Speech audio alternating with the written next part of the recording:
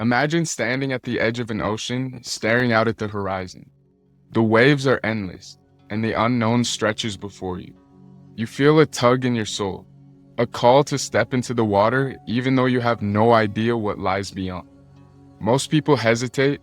They stay on the shore, waiting for certainty, for a guarantee that the waves won't swallow them whole. But the truth, the only way to discover what lies beyond is to step forward in faith.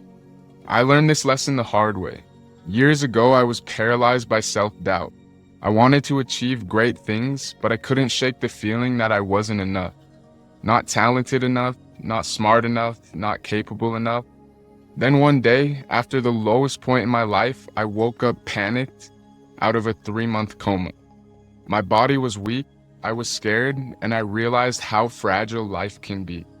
In that moment, I vowed to myself to not take anything for granted, to do all the things I ever dreamed of doing, and to really live my life.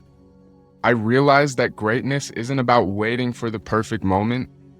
It's about stepping into the unknown with courage and conviction.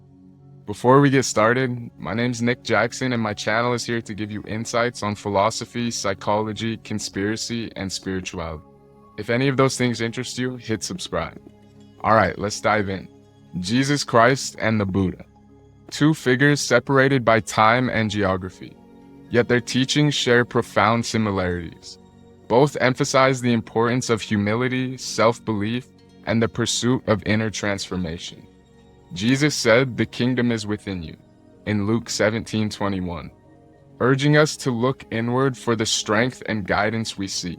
Similarly, the Buddha taught, "No one saves us but ourselves. No one can and no one may. We ourselves must walk the path."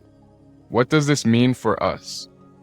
It means that greatness isn't bestowed upon us by some external force. It's something we cultivate within. It starts with a mindset of humility, paired with what I like to call delusional self-belief. Let me tell you a story. A few years ago, I met a man named Marcus. Marcus had a dream of becoming an artist, but he had no formal training and no connections in the art world. People laughed at him when he shared his ambitions, but Marcus had an unshakable belief in himself, a belief that bordered on delusion.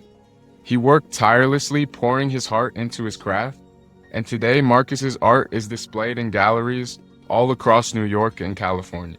When I asked him how he did it, he said something I'll never forget.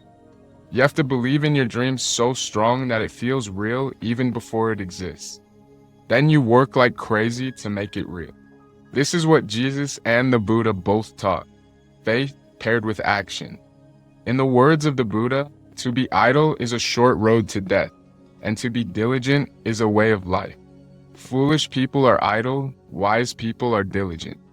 Jesus echoed this in Matthew 7:16. By their fruits you will know them.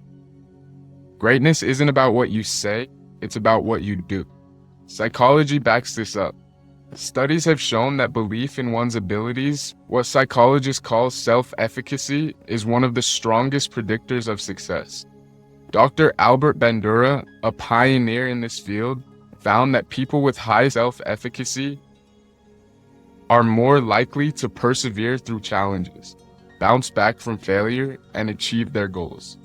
But how do you develop this belief if you're starting from a place of doubt?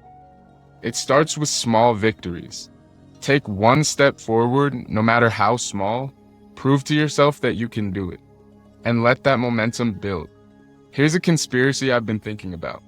Society doesn't want you to believe in yourself. Think about it.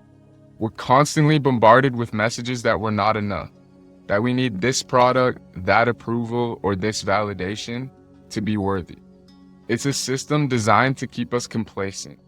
But Jesus and the Buddha both rejected the idea of external validation. Their teachings remind us that true power comes from within. This is why Jesus said, "Do not be conformed to this world, but be transformed by the renewal of your mind," in Romans 12:2. And the Buddha said, "All that we are is a result of what we have thought. The mind is everything. What you think, you become." Let's get spiritual for a moment. Have you ever felt a nudge in your soul, a call to something greater? That's not just your imagination, it's your spirit trying to guide you. But here's the thing, that call doesn't come with guarantees. It asks you to step into the unknown, armed with nothing but faith and determination. Steve Jobs once said, "You can't connect the dots looking forward, you can only connect them looking backward." So you have to trust that all the dots will somehow connect in your future. This is the essence of faith. Not blind belief, but the courage to move forward even when the outcome is uncertain. I want to leave you with this. Greatness isn't about being perfect. It's about being brave. It's about stepping into the unknown, knowing you might fail, but choosing to try anyway. In the words of Theodore Roosevelt, it is not the critic who counts. The credit belongs to the man who is actually in the arena, whose face is marred by dust and sweat and blood. So be humble enough to admit you have room to grow, but confident enough to chase your dreams with everything you've got. Prove your ability not by talking about what you'll do, but by doing it. And as always, thanks for watching.